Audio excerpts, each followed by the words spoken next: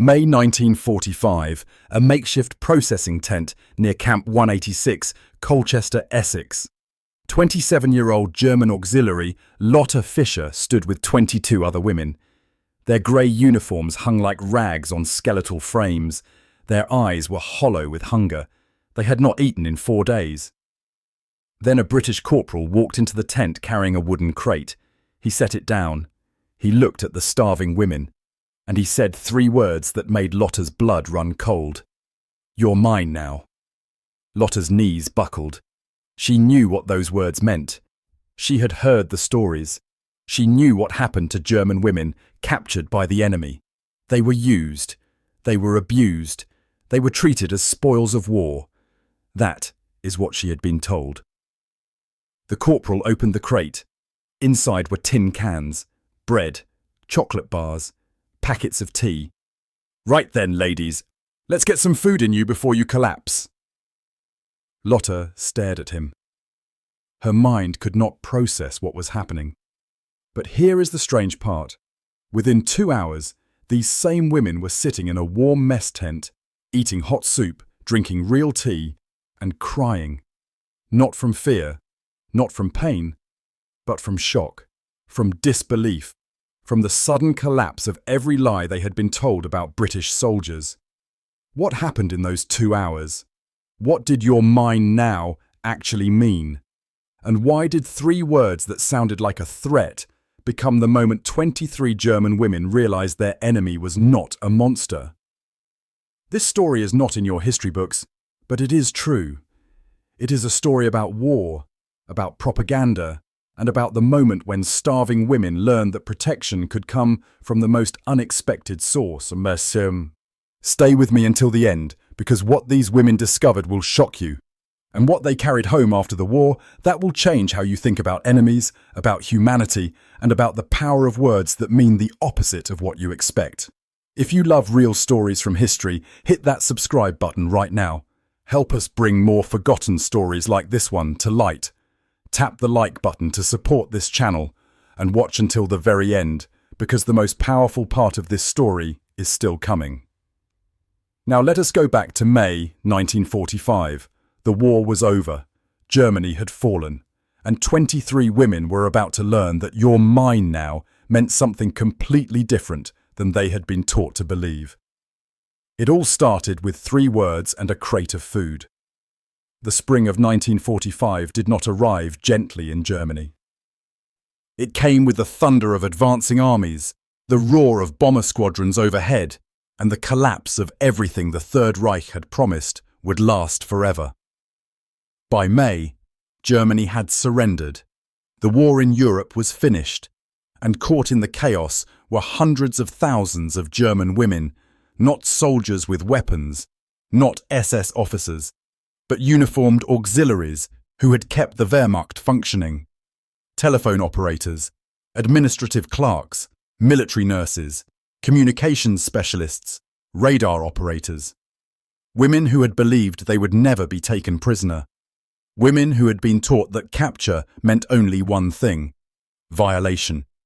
By May 1945, an estimated 15,000 to 20,000 German women in military auxiliary roles had been captured by British forces across occupied Germany and liberated territories. Of these, approximately 3,000 to 4,000 were transported to camps in Britain for processing and long-term detention. Lotte Fischer was one of them. 27 years old, a radar operator from Dresden. She had spent 3 years tracking Allied bomber formations, calling in fighter intercepts, watching green blips on screens while cities burned below. She had never fired a weapon. She had never killed anyone directly, but she had worn the uniform. She had served the Reich. And when British forces captured her unit outside Hamburg on May 4, 1945, she became a prisoner of war. "I thought they would rape us immediately," she would later recall in a 1986 interview with the Imperial War Museum Oral History Project. That is what we had been told, that British soldiers were animals, that they took German women as trophies, that we would be passed around like objects. She was not raped. Instead, a British sergeant with a Midlands accent, Sergeant William Crawford from Birmingham, separated the women from the male prisoners. He posted guards around them, not to keep them in, to keep others out. "You lot stay here. Don't wander off. We'll get you processed and fed shortly." The contradiction struck Lotte immediately. This was the enemy. This middle-aged man who smelled of tobacco and boot polish, who spoke a language she barely understood, who had posted guards to protect them rather than violate them. Elsewhere across the collapsed Reich, similar scenes unfolded. Anna Richter, bitter and terrified, a Wehrmacht telephone operator from Munich, had spent the final weeks of the war convinced that capture meant death or worse. When British soldiers instead handed her a blanket and told her to sit and wait for transport, she stood frozen. She could not understand it. The blanket was wool. It was clean. They had given it to her without demanding anything in return. Gerda Hoffmann, 24 years old, a military clerk who had typed orders in a Berlin office, was captured near Bremen. She weighed barely 92 pounds. She had not eaten a full meal in 11 days. When the British loaded her onto a truck with other women, she was too weak to climb up. A young British private, Private Thomas Mills, lifted her into the truck bed as gently as if she were made of glass. "I did not know what to feel," Gerda later wrote in a letter to her daughter in 1978. "Shame that I was so weak, fear of what would come next, confusion that this soldier was being gentle rather than brutal." The women were transported to temporary holding camps, requisitioned barracks near German ports, transit facilities in Belgium and Holland, fenced compounds near the English Channel. The camps smelled of diesel fuel and unwashed bodies. The women were exhausted, they were starving, they were terrified, but they were not harmed. The British military processing system in May 1945 was overwhelmed but operational. Thousands of German POWs flooded into custody every day. The logistics were staggering. Separate facilities had to be maintained for women. Medical screening had to be conducted. Documentation had to be completed. And every female prisoner had to be protected from both enemy soldiers and, in some cases, from Allied troops who had suffered 6 years of war and loss. This was not kindness, it was discipline. The Geneva Convention required it, but more than that, British command understood something the Nazis never had. Armies that protected the vulnerable were armies that maintained civilization even in chaos. Protecting female prisoners was strategic. It was necessary. And it sent a message about who the British were. Lieutenant Colonel Patricia Hayes, a British Army nurse and administrator from London, wrote in her official report dated May 10th, 1945. Her report, preserved in the National Archives at Kew, described the scene at a transit camp near Antwerp. "We received 150 German women today, half-starved, most severely malnourished, many showing signs of sexual trauma from their own forces during the retreat. The shock on their faces when we provided them with separate sleeping quarters, female guards and medical attention was profound. One woman asked me, through an interpreter, when the violations would begin. I told her, 'Never. You are under British protection now.' She began to weep." The transit camps operated with military efficiency, but also with unexpected compassion. Corporal Margaret Winters, a British Army nurse assigned to female prisoner intake, worked 16-hour shifts. She and her team processed hundreds of women per day. Medical screening, delousing, documentation, feeding, and German women received the same medical care as British personnel. Not lesser treatment, not neglect. The same standard of care. For women like Helena Bauer, a former Hitler youth leader who had spent the final year of the war convinced that British women were weak and British men were predators, the reality was incomprehensible. She had been taught that German women were superior, that German discipline was absolute, that the enemy would show no mercy to captured females. And now, sitting in a British medical tent, She was being examined by a female British doctor who treated her infected wounds with antiseptic and bandages. She stared at the bandages on her arms. "I thought this was impossible," she admitted in a 1982 interview with a German documentary crew. "I thought the British would use us, hurt us. I thought we were lost.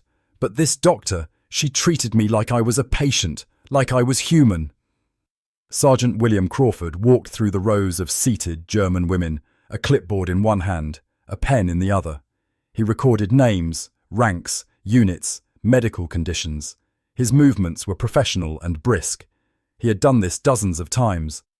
To him, it was routine. To the women, it was surreal. Anna Richter leaned toward Lotte and whispered, "Why are they not hurting us?" Lotte did not answer. She did not know, but the evidence was everywhere. The British soldiers kept their distance. The female staff were respectful. The guards were there to protect, not to threaten. The contrast was undeniable, and it was devastating. These were the same soldiers German propaganda had portrayed as brutal colonizers who crushed nations and showed no mercy to women. Yet here they stood, professional and controlled, while the so-called master race sat in the mud, starving and defeated. The humanity itself became a revelation. Not violence or threats, but protection and care. The sheer discipline of British military procedure overwhelmed the senses. It dismantled certainty. It raised questions the women had been forbidden to ask. If Britain treated its female prisoners this well, what did that say about Germany's claims of moral superiority? If the enemy was this organised, this professional, this humane, what did that say about everything they had been taught? Monika Schneider, a former administrative clerk who had once filed reports in a pristine Munich office, sat with her head in her hands. She had believed in the Führer. She had believed Germany would win. She had believed the British were barbarians. Now she believed nothing. And she was about to learn that "you're mine now" meant something she never could have imagined. What came next would shatter that realization even further. 4 days after capture, Lotte and 22 other women were loaded onto a British transport ship bound for England. The crossing took 18 hours. The women were kept below deck in a converted cargo hold. Female guards supervised them. They were given water, bread, thin soup, but no one hurt them. When the ship docked at Dover, they were transferred to military trucks for transport inland.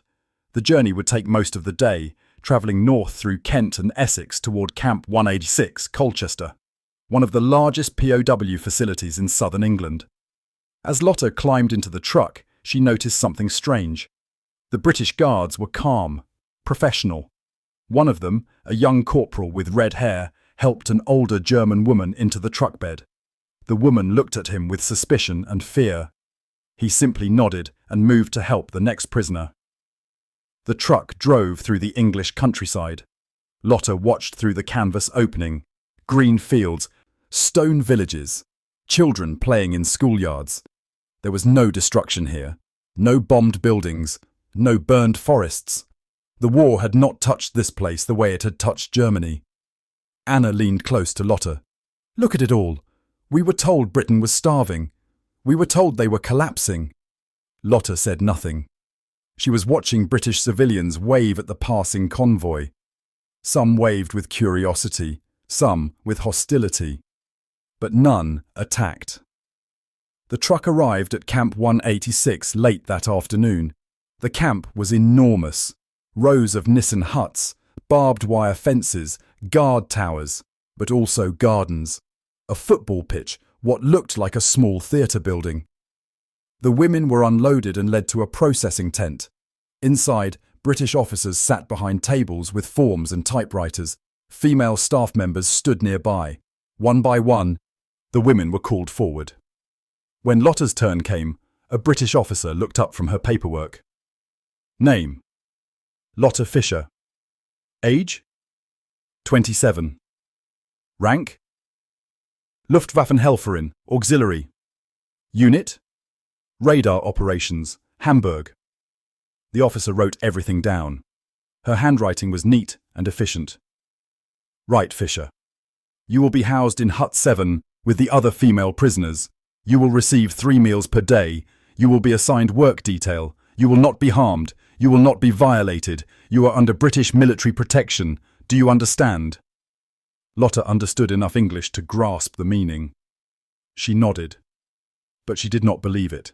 Not yet. After processing, the women were led to a large mess tent, long tables, wooden benches, the smell of cooking food. And then Corporal Jack Henderson walked in carrying the wooden crate.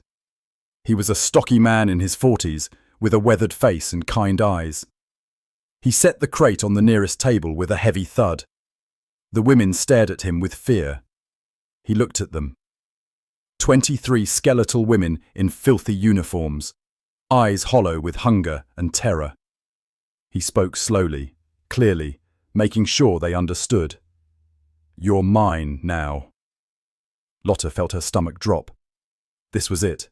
This was the moment they had warned her about. But then Henderson opened the crate. Mine to feed. Mine to protect. Mine to make sure you lot don't die on my watch. He pulled out tins of soup, loaves of bread, bars of chocolate, packets of tea. You've been starving. We're going to fix that, slowly. Can't give you too much at once or you'll make yourselves sick.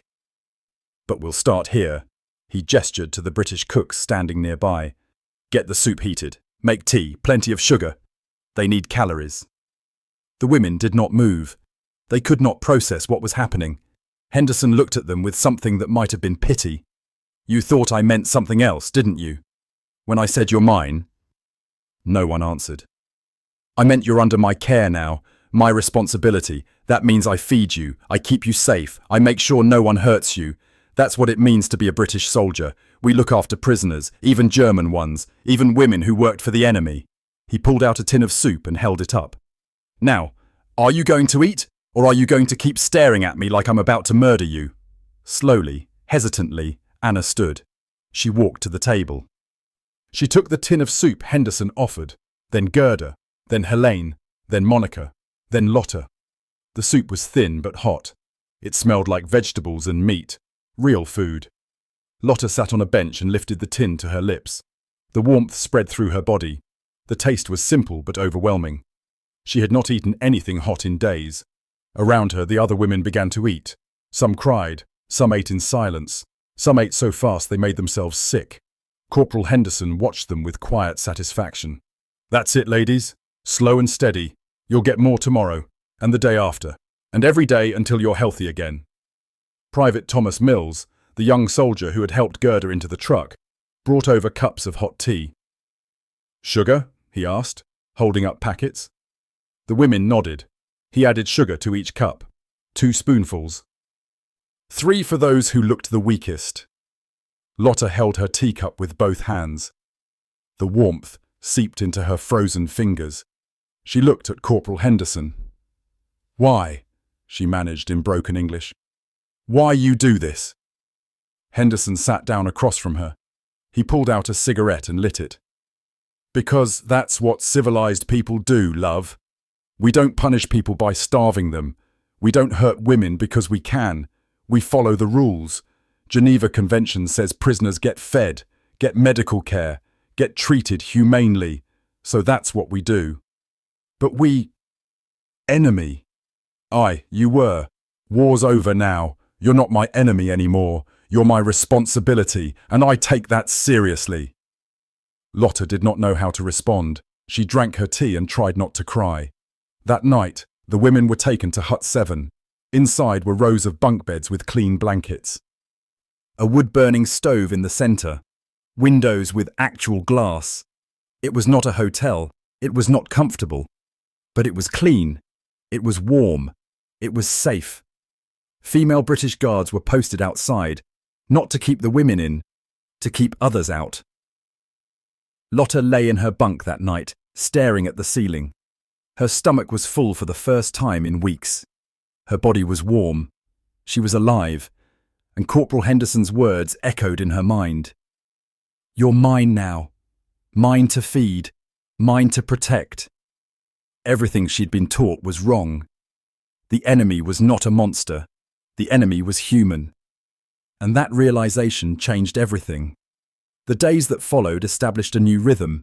Wake at 0700, breakfast at 0730, work detail at 0830, lunch at 12:30, afternoon rest or work, dinner at 1800, free time until lights out at 2200. The work was light, especially at first. Some women helped in the camp laundry. Some worked in the kitchens under supervision. Some tended the camp gardens. Lotte was assigned to the laundry detail. Her supervisor was a British woman in her 50s, Mrs. Dorothy Green, a civilian employee hired to manage female prisoner work details. Right then, Fischer, can you operate a washing mangle? Lotte nodded. She had done laundry work before the war. Good. You and the other girls will handle British Army linens. We run a tight ship here. Clean, efficient, professional. You do good work. You'll be treated well. Understood? Yes, Mrs. Green. It was strange, working for the enemy, being supervised by a British woman who treated her like an employee rather than a prisoner. But it was real. The food remained consistent and abundant. Breakfast was porridge with milk and sugar. Lunch was soup or stew with bread. Dinner was meat, potatoes, vegetables, not gourmet meals, but solid, nutritious British food, and it was plentiful. Gerda Hoffman, who had weighed 92 pounds when captured, began to gain weight. Her face filled out. Her hands stopped shaking. Within 3 weeks, she looked like a different person. I can think clearly again, she told Lotte one evening after dinner. I did not realize how much starvation had broken my mind until food brought it back. The British staff were professional, but not cruel. They enforced rules without brutality. When a prisoner broke regulations, there were consequences, loss of privileges, extra work duty, but no beatings, no torture, no sexual violence. Corporal Henderson explained it simply when Anna asked, "We're not bloody Nazis, love. You're prisoners, not animals. You follow the rules. We treat you right. That's how it works." The camp had a small library.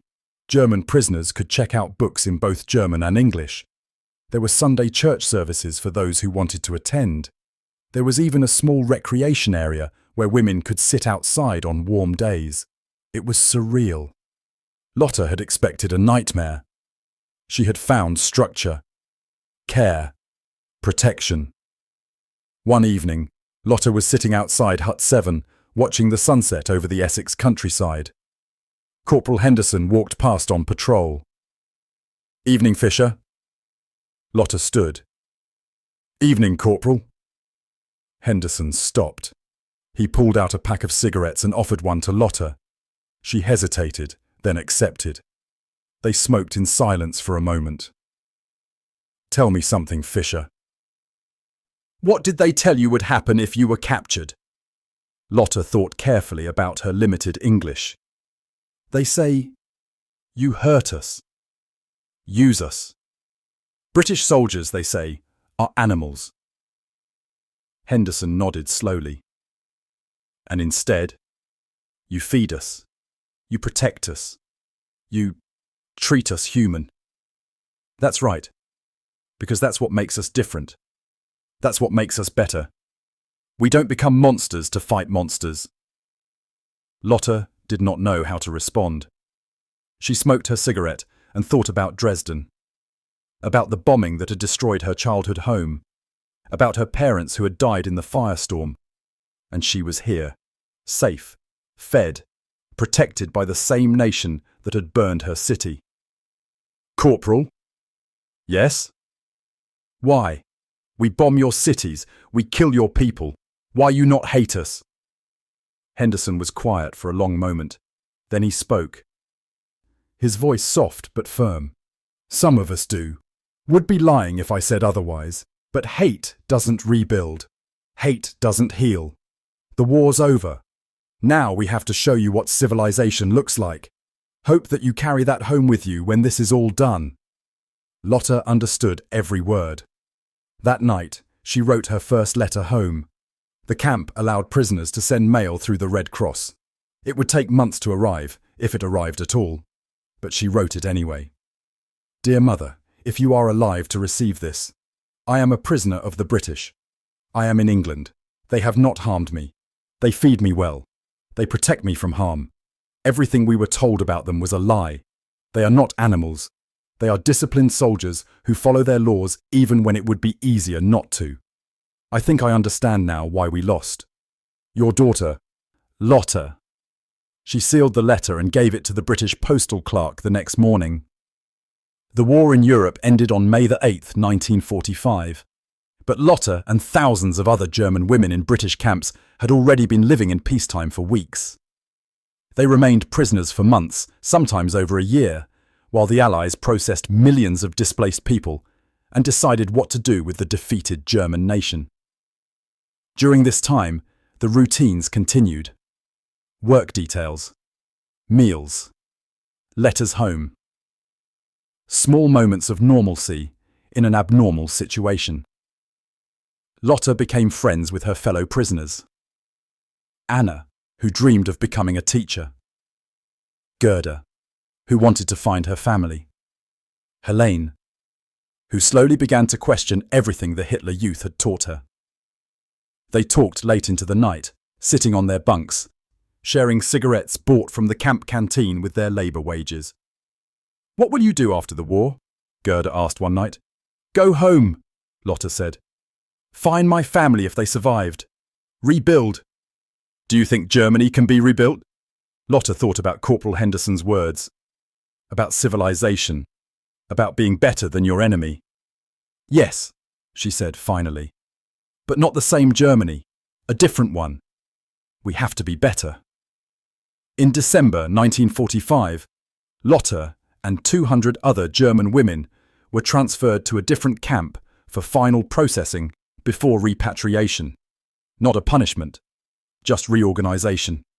The treatment was the same: humane, professional, fair. Lotte was finally repatriated in March 1946, nearly a year after her capture. She returned to Dresden.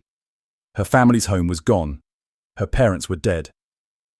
Her younger brother had died on the Eastern Front, but her sister had survived. They wept when they saw each other. Lotte was alive. She was healthy. She was home. That night, sitting in a cramped refugee shelter, Lotte told her sister everything. About her capture, about Corporal Henderson, about the words, "You're mine now," about the food, about the protection, about learning English, about the laundry work. Her sister listened in silence. "They treated you well?" "Better than we deserved," she cried, not from sadness, from relief, from shame, from gratitude. Similar conversations happened across Germany in the months and years that followed. Women who had been held in British camps told their families what they had experienced. They described the treatment, the food, the protection, the humanity. Many families did not believe them at first. The propaganda had been too strong, but the women insisted. "I was there," Anna Richter told her mother when she questioned her story. "I saw it with my own eyes. They protected us. They fed us. They treated us according to the law. They were better people than we were taught they were." Slowly, the truth spread, and the women who had been prisoners carried those lessons home. Lotte Fischer married in 1948. She had 2 children. She worked as a seamstress in West Germany, but she never forgot. In 1986, the Imperial War Museum interviewed her for an oral history project. She was 68 years old by then. "Tell us about Corporal Henderson," the interviewer said. Lotte smiled. "When he said, 'You're mine now,' I thought it was the end. I thought he was claiming me as property. As something to be used," she paused. "But he meant protection. He meant responsibility. He meant, 'I will take care of you now.' Those 3 words could have meant horror. Instead, they meant salvation." "Why do you think he did that?" Lotte thought for a long moment. Because he believed in something bigger than hatred. He believed in civilization, in law, in treating even your enemies as human beings. That belief saved my life, and it changed how I understood everything. The story of German POW women and British protection is small in the vast history of World War II. It does not appear in most textbooks. It did not change the outcome of any battle, but it changed minds, it challenged beliefs, it planted seeds of understanding between enemies. Sometimes history turns on grand events, invasions, treaties, the fall of empires. But sometimes it turns on something smaller. 3 words, a crate of food, an act of protection when violation was expected. In the end, Britain's greatest weapon was not its military might or industrial capacity. It was its discipline, and its commitment to maintaining civilization even in chaos. The German women who were captured in 1945 expected violation. They received protection. They expected starvation. They received abundance. They expected monsters. They found soldiers, disciplined professional soldiers who followed the rules even when it would have been easier not to. This was not mercy. This was law, and it proved more powerful than any propaganda. Decades later, when they told their children about the war, many of them remembered the same moment. Corporal Henderson's weathered face, the wooden crate. The 3 words that meant the opposite of what they feared. You're mine now. They had been taught that British soldiers were animals. They learned that British soldiers were professionals. They had been taught that capture meant horror. They learned that capture meant the beginning of their journey back to humanity. And in learning these truths, they began to unlearn the lies. Sometimes peace does not begin with treaties or surrenders. Sometimes it begins with something simpler. 3 words. A crate of food. Protection offered when violation was expected. Corporal Jack Henderson said, "You're mine now." And he meant it. Mine to feed, mine to protect, mine to show what civilization looks like.